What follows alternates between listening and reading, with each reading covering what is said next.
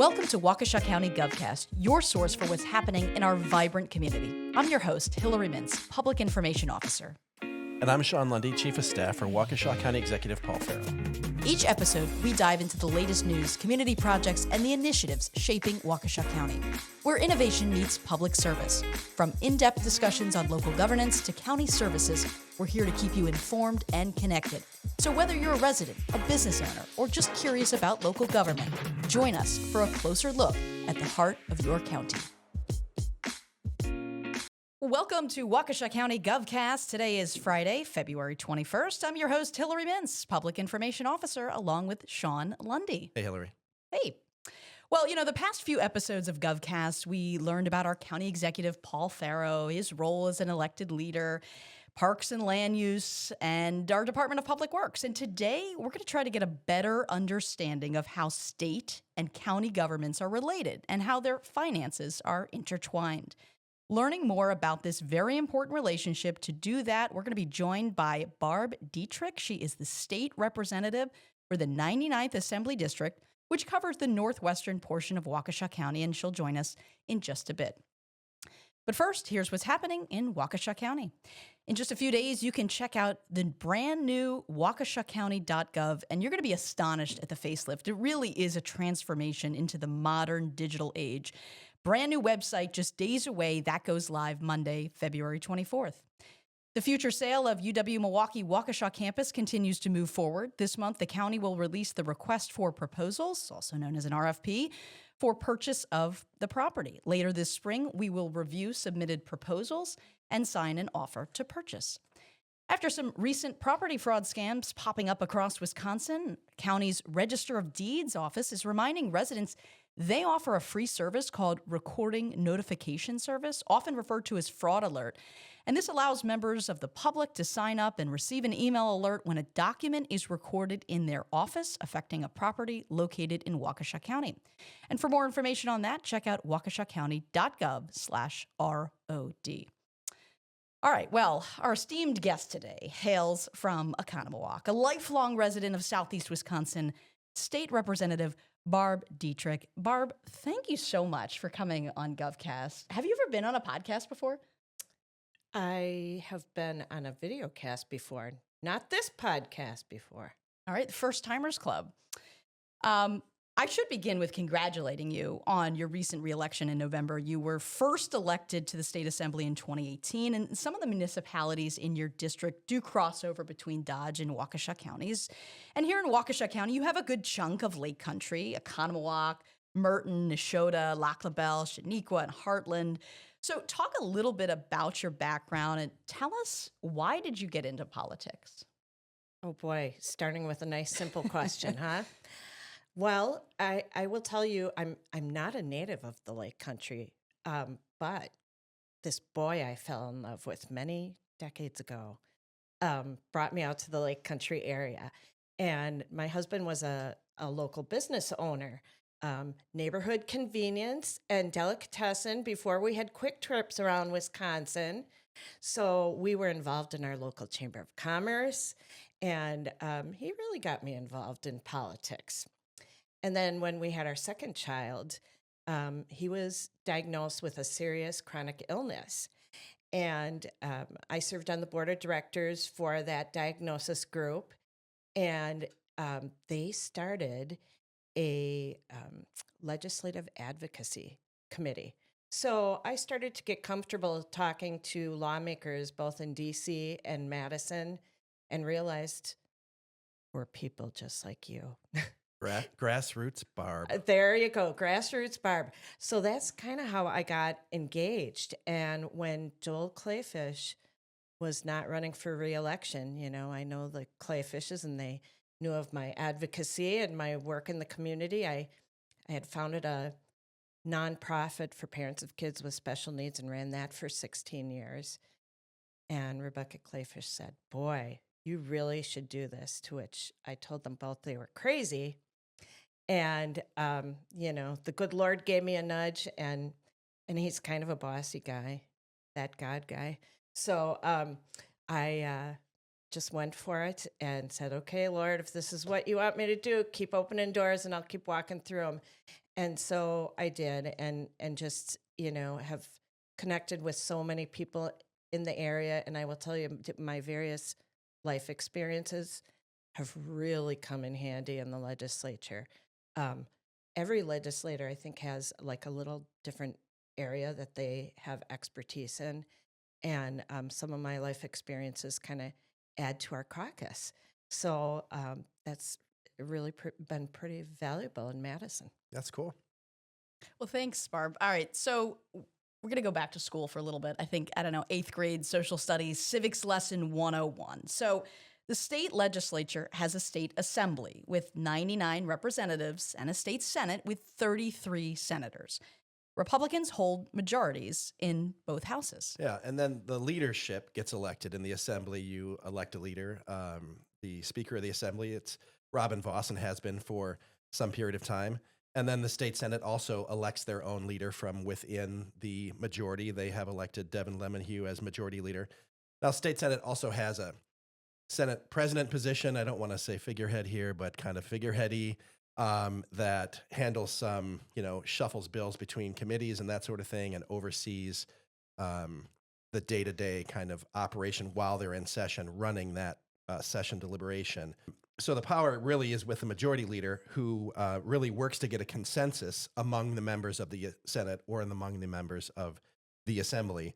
And they get that consensus to pass bills, but most importantly, every 2 years, they pass the state budget. And speaking of the state budget, Governor Evers just introduced the state's biennial budget this week, which covers the next 2 years of spending.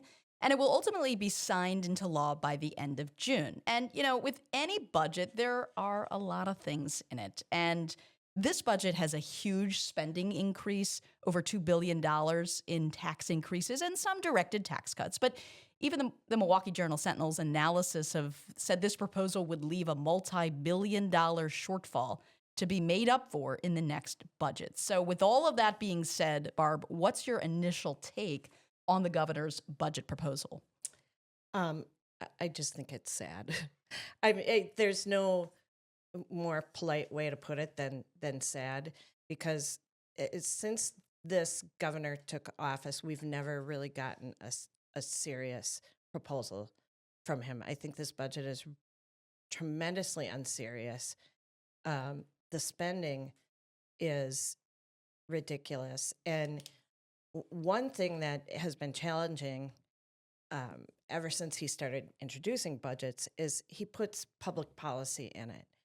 And that's not a place for public policy. It's for spending. So thankfully, the Joint Committee on Finance goes and strips the public policy out of it. And basically, I would say they acted right away, and this time went into session right after the governor's budget address and basically voted to throw it in the garbage because it was such an outrageous proposal. He turns a $4 billion surplus into a $4 billion deficit with the spending proposals he makes. And I think this is especially important for Waukesha County taxpayers. He increases your taxes. He doesn't decrease them. But he does it with a shell game of, I'm going to freeze property taxes. So it's, again, very unserious, and it's disappointing and sad that something like that has to be put out rather than trying to build consensus and unify both sides of the aisle to work together on things that people really care about. I feel like the governor's really not reading the room.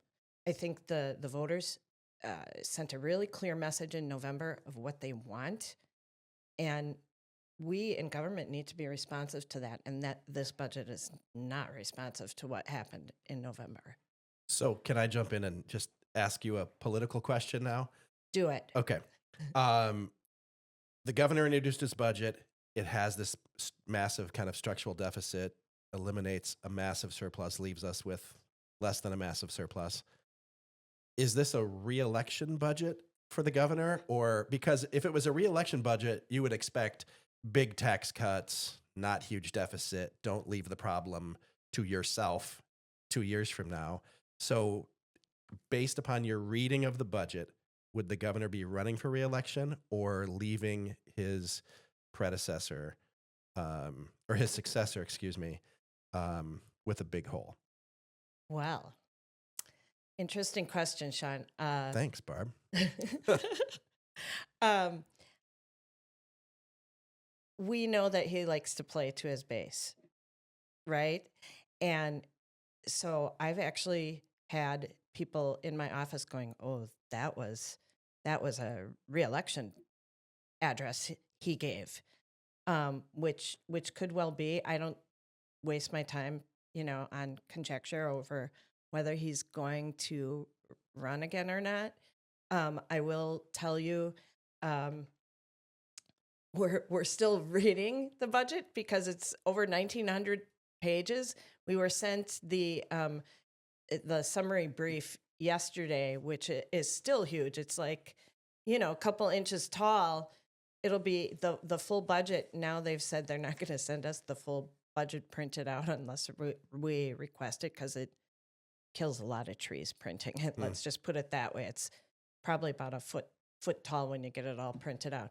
But that being said, it could be a reelection budget if he's playing to his base. But again, I think it's tone deaf, tremendously tone deaf. And, when we talk about how counties are impacted by the state budget, I mean, it's really important for our listeners here of GovCast to understand that Wisconsin county governments are an arm of the state government. We're extensions, right? And that means that the state passes laws and they tell counties to do things like operate circuit courts, for example. And these are often referred to as mandates. The state pays for some, but doesn't pay for others. And so when the state doesn't cover those costs, well, that leaves it up to our property tax dollars to make up the difference. So, Barb, do you see any willingness from legislators in Madison to relieve some of that pressure on our local taxpayers to cover some of these unfunded mandates and particular courts? So let me back up to the last budget, because I'm just going to toot my own horn. Toot, toot.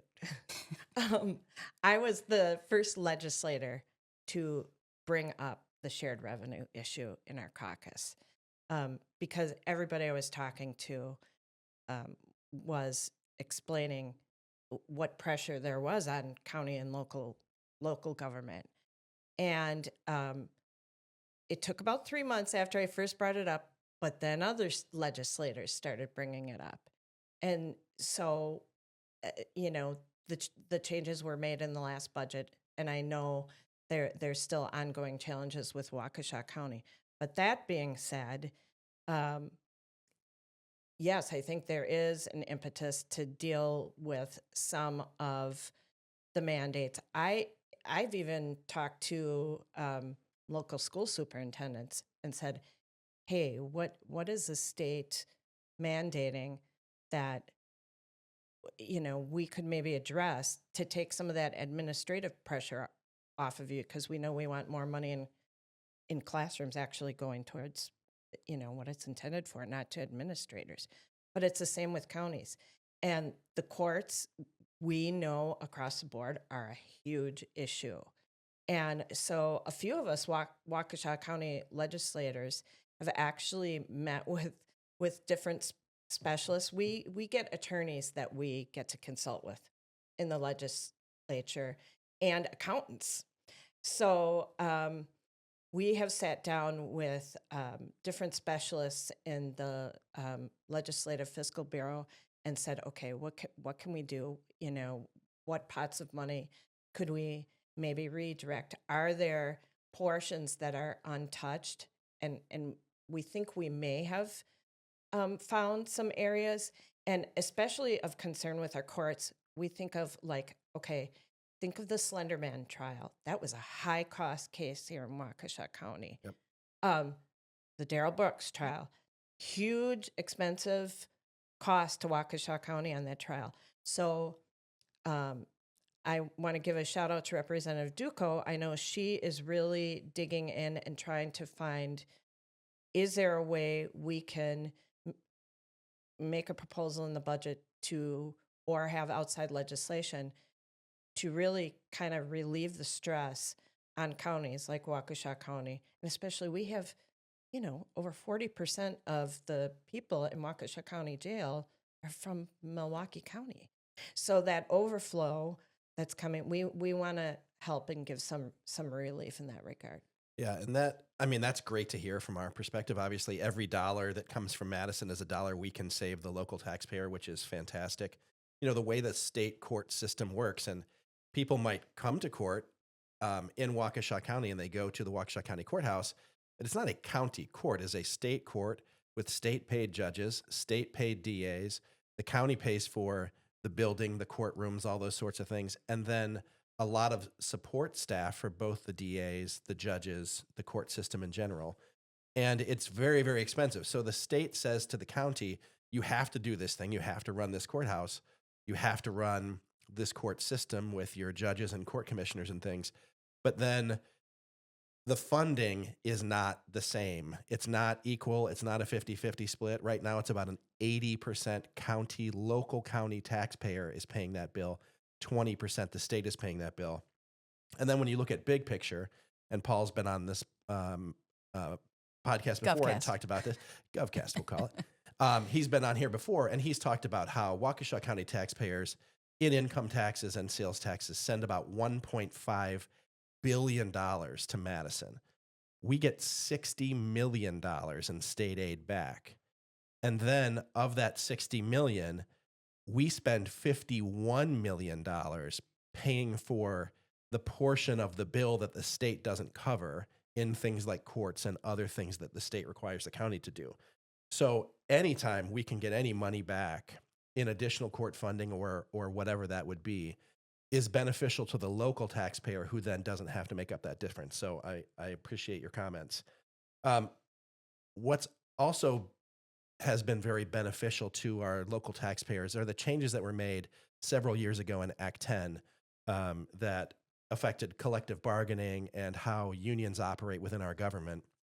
And when Governor Evers introduced his budget, he has provisions in that budget that kind of address collective bargaining and empowering government employees to once again form unions and make them more powerful within state and local governments. These changes would have a significant financial impact on Waukesha County in a very negative way. We've saved millions and millions of dollars because of Act 10. We don't want that provision to be repealed.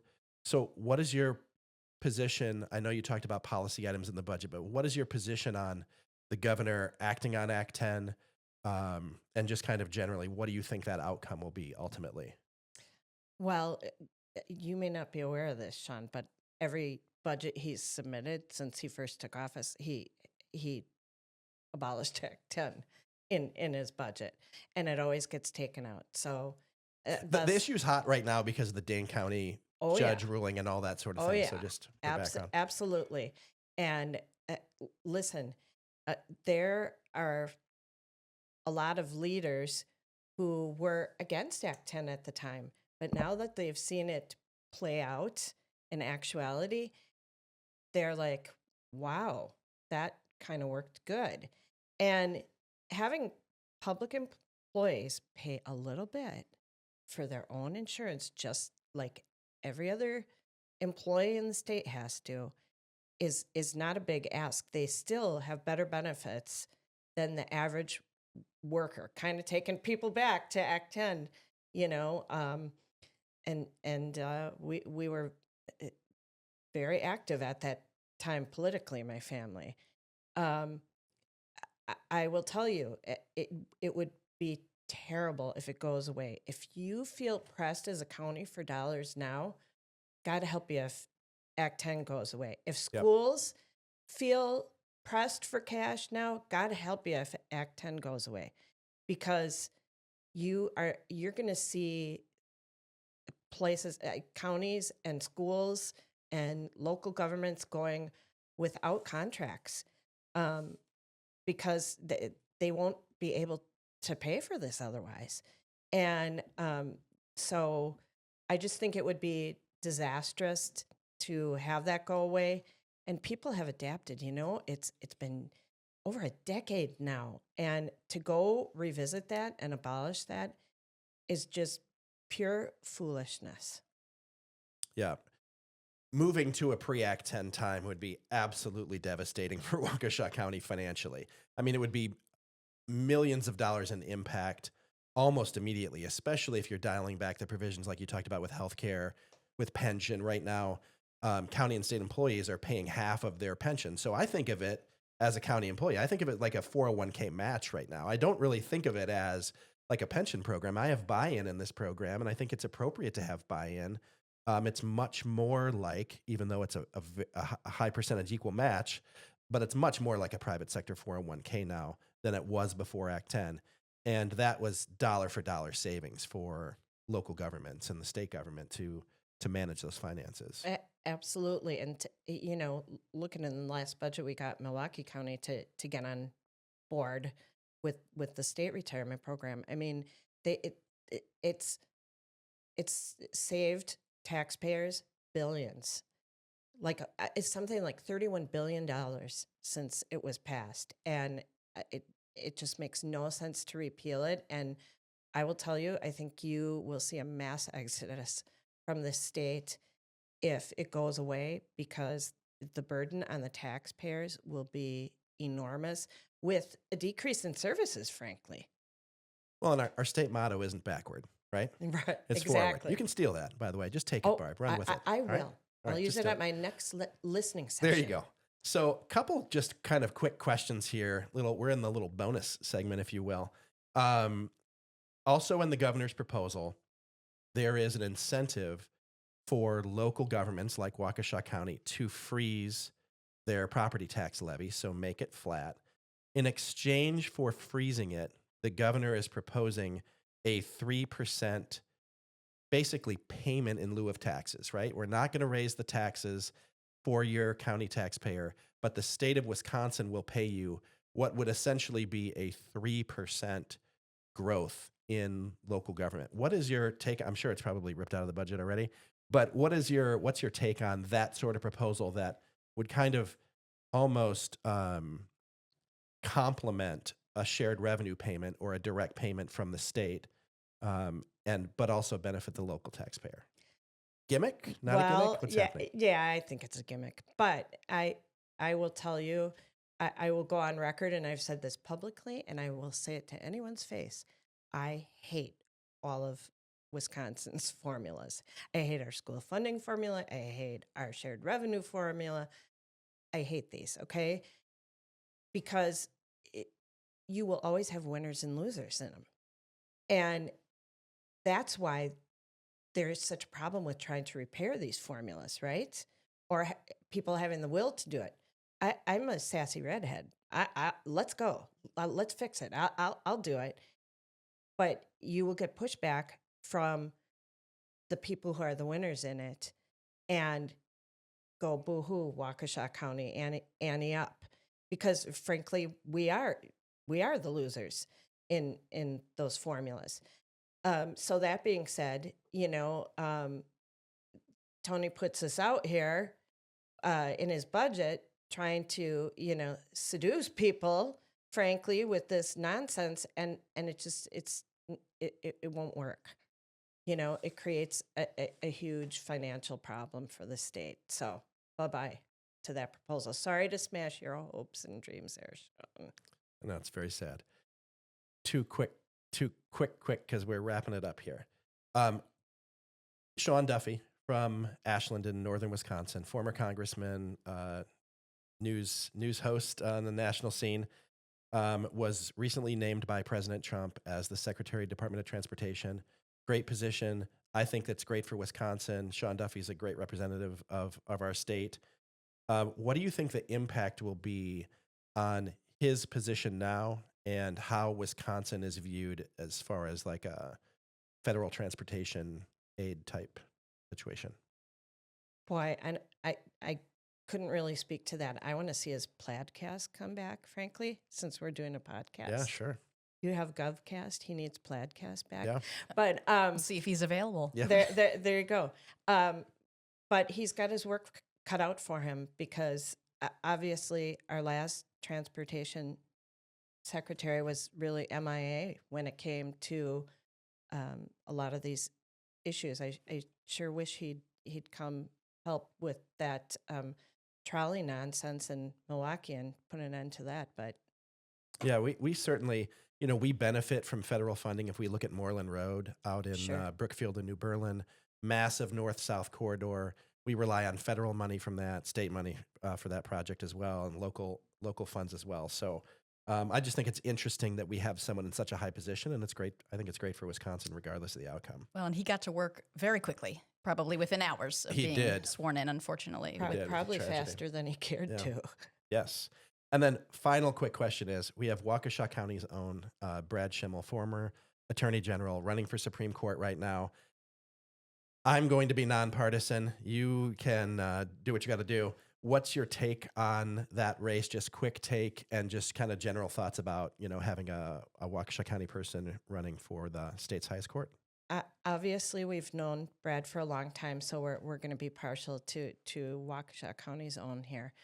That being said, the big difference I see is he's going to interpret the law as written, not try to be a super legislator as we've seen on our state Supreme Court. And I think that's what makes it appealing to me.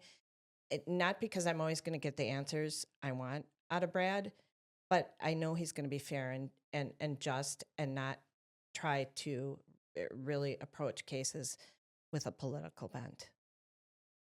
All right. Well, from budgets to mandates, Barb, Representative Dittrich here, thank you so much for joining us on GovCast today. It was really a pleasure. And, for people who are interested in contacting you or learning more about you and your district, how can they find that information? All right. They can go to rep.dittrich at legis.wisconsin.gov. And they can email me there, and they can go check out our website and all those good things. Sign up we do a weekly e-update and really try to keep constituents informed. Great. Thank you. All right. I'm on social media too, I should say. Yes. Give her some follows. The sassy redhead. Is that what you call There you yourself? go. There you go. All right. And don't forget to subscribe and follow GovCast on all of your podcast platforms. And stay tuned for the next episode of GovCast. We'll be joined by a Waukesha County Circuit Court judge, a court TV star. We'll dive into her passion for justice and her courtroom career. We'll see you next time. Thanks so much for joining us today. You can listen and subscribe to GovCast on Spotify, Amazon Music, Apple, or watch us on YouTube.